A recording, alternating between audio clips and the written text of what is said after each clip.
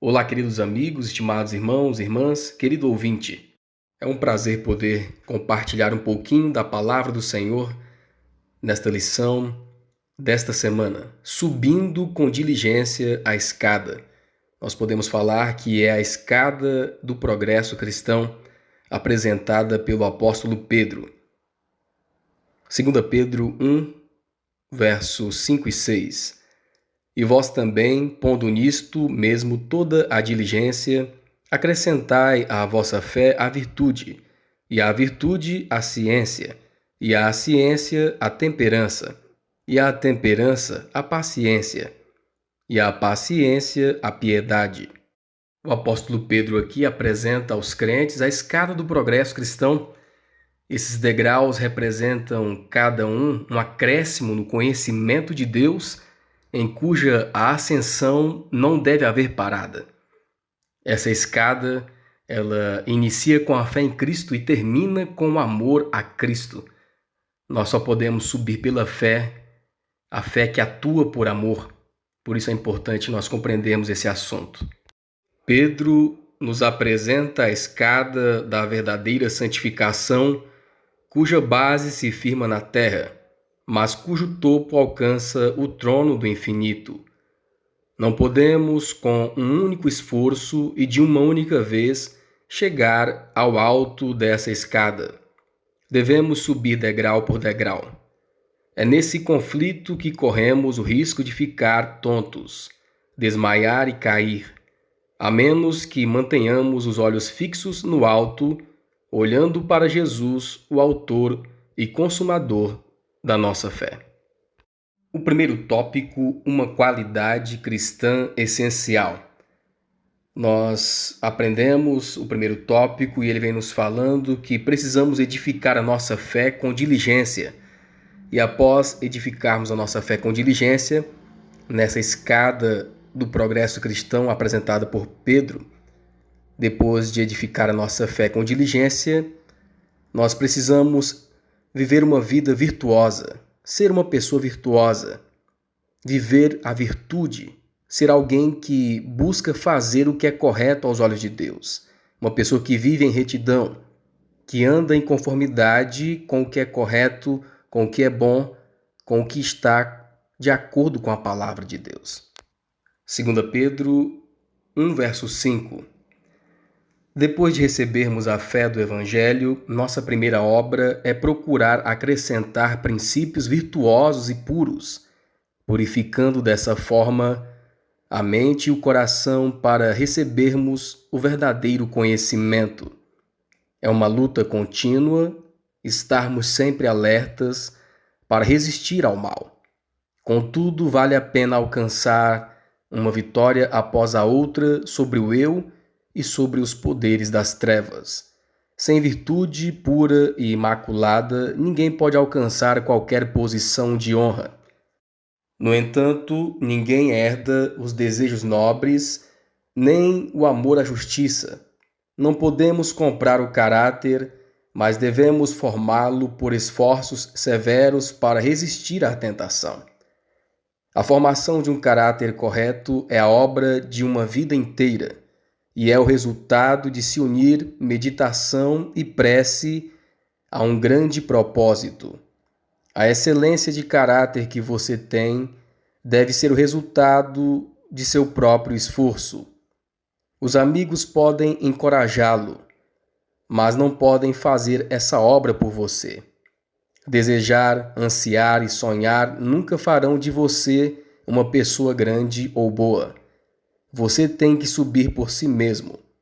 Portanto, prepare a mente e vá trabalhar usando todas as fortes habilidades de sua vontade. O segundo tópico, o conhecimento necessário para a salvação. No segundo tópico, nós aprendemos que para subir a escada que Pedro nos apresenta, é preciso adquirirmos conhecimento. Mas que tipo de conhecimento?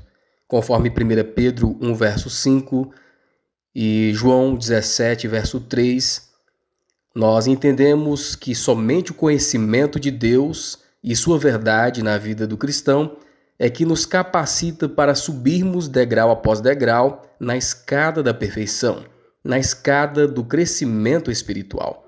É o conhecimento da salvação por meio de Cristo Jesus, a justificação pela fé em Jesus, o recebimento dos méritos de Jesus na nossa vida, é que nos ajuda a progredir na escada do crescimento espiritual. Precisamos ter então o conhecimento de Deus, o conhecimento da justificação pela fé, para progredirmos então na escada do crescimento espiritual.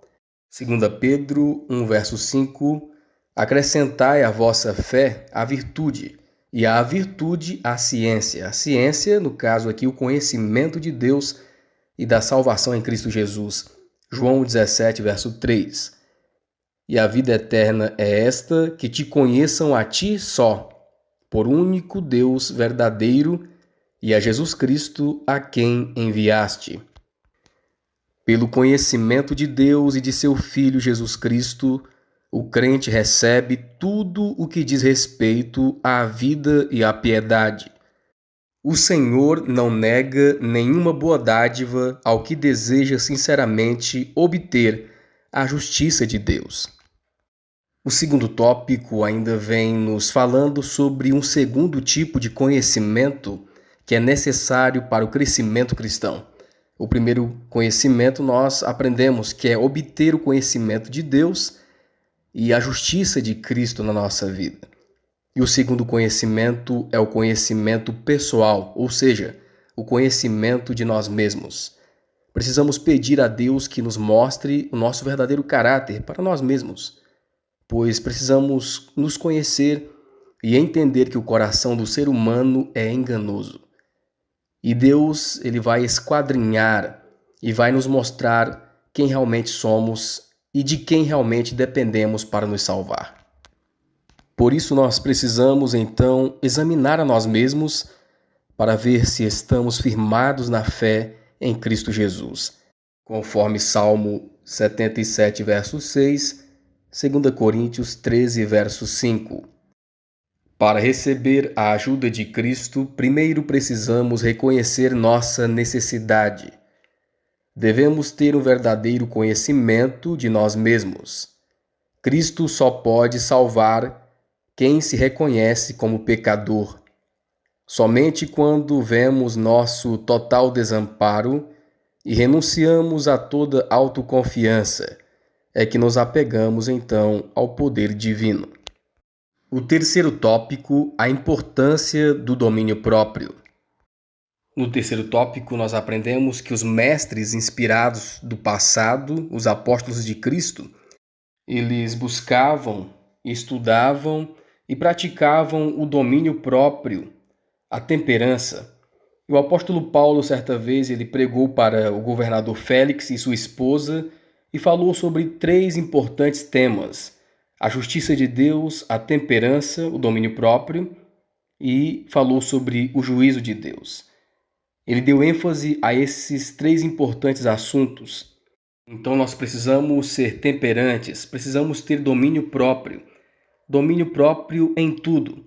O domínio próprio nos ensina a controlar os nossos desejos carnais. Por exemplo, na alimentação. O conhecimento de Deus leva a uma vida temperante, uma vida com domínio próprio. Sem temperança, nós não podemos obter mais conhecimento sobre a palavra de Deus. O que comemos afeta a nossa vida, afeta até o nosso conhecimento e prática da palavra de Deus. É um assunto muito sério, é um assunto interligado, ter conhecimento e praticar a temperança. Viver a temperança para adquirir maior e melhor conhecimento sobre Deus. Muito importante o assunto da temperança. Olha o que vem falando o espírito de profecia. Deus não dá permissão a ninguém para violar as leis do seu ser, mas o ser humano, ao ceder às tentações de Satanás e satisfazer a intemperança, permite que as faculdades superiores sejam dominadas pelos apetites e paixões animais. É assim que ele, no caso Satanás, ganha acesso fácil àqueles que estão presos ao apetite. Pela intemperança, alguns sacrificam metade e outros empenham até 2/3 de suas faculdades físicas, mentais e morais. Os que querem ter a mente clara e pronta para reconhecer e identificar as armadilhas de Satanás devem manter os impulsos e os desejos físicos sob o controle de Satanás e da consciência. O quarto tópico é impossível ter paciência sem temperança. É impossível ao intemperante ter paciência. Então, a temperança leva à próxima qualidade essencial no degrau da escada do crescimento cristão, conforme 2 Pedro 1, verso 6, e a temperança, a paciência. Podemos ler também Lucas 21 e 19. Na vossa paciência possuí as vossas almas. Então, é impossível ao intemperante ter paciência.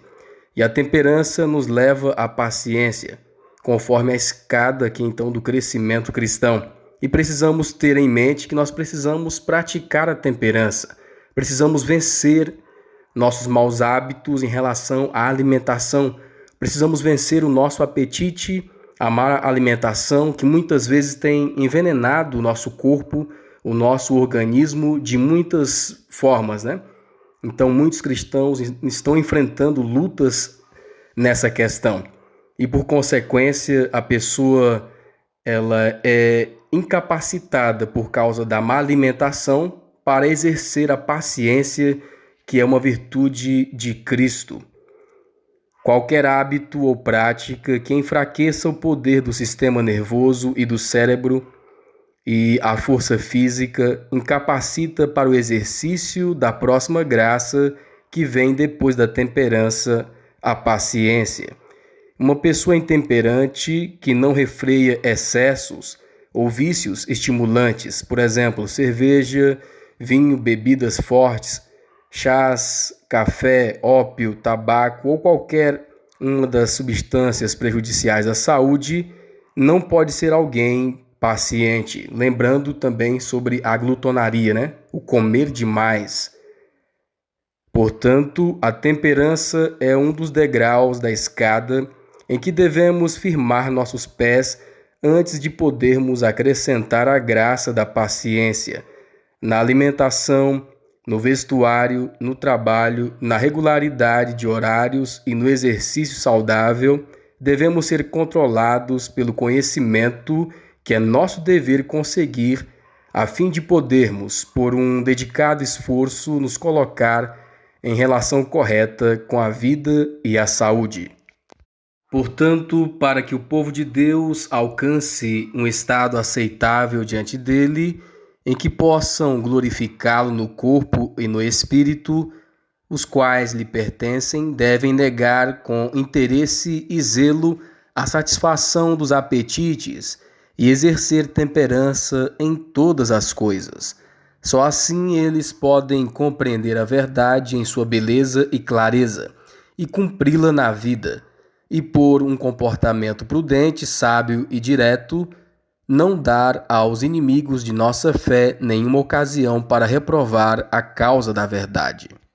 E nós podemos então perceber que ambas as qualidades, temperança, que leva à paciência, é característica do povo remanescente de Deus nos últimos dias, conforme Apocalipse 14, verso 12, nós podemos ver então que a paciência, como resultado então da temperança, é uma característica então do povo de Deus nos últimos dias.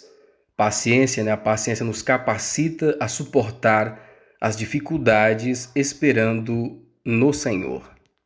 Apocalipse 14, verso 12. Aqui está a paciência dos santos, aqui estão os que guardam os mandamentos de Deus e a fé em Jesus. Para termos essa fé e guardar os mandamentos de Deus, é necessário então a paciência e a temperança em nossas vidas. O quinto tópico, o belo resultado da paciência, Como podemos desenvolver a paciência em nós?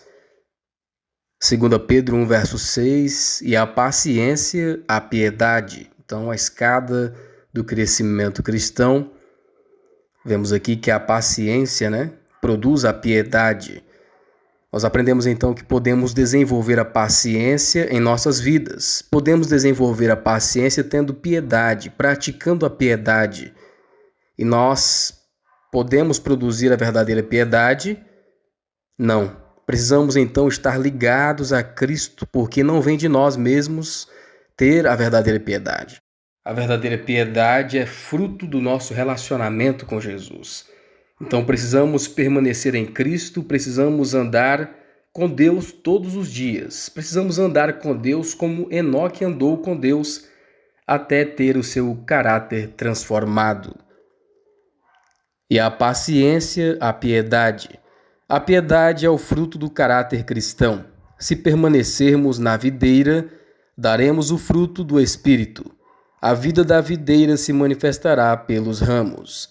Devemos ter uma ligação estreita e íntima com o céu se mantivermos a graça da piedade. Se refletirmos a imagem de Jesus e mostrarmos que somos filhos e filhas do Altíssimo, o Salvador será um hóspede em nosso lar e um membro de nossa família. A religião é algo lindo de se ver em casa.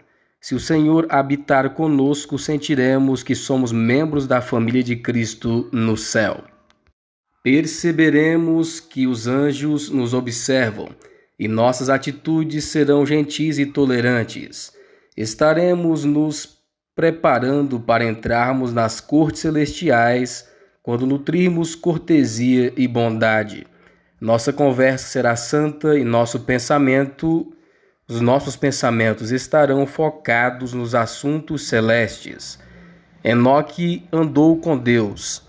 Ele honrou a Deus em todos os assuntos da sua vida. Em sua casa e em seus negócios ele perguntava: será que isso é aceitável ao Senhor? Por isso, ao se lembrar de Deus e ao seguir seu conselho, Enoque teve o caráter transformado, tornando-se um homem piedoso cujos caminhos agradaram ao Senhor. Queridos amigos, estimados irmãos e irmãs, que Deus nos abençoe para compreender a sua palavra. Esse é o nosso desejo e a nossa oração.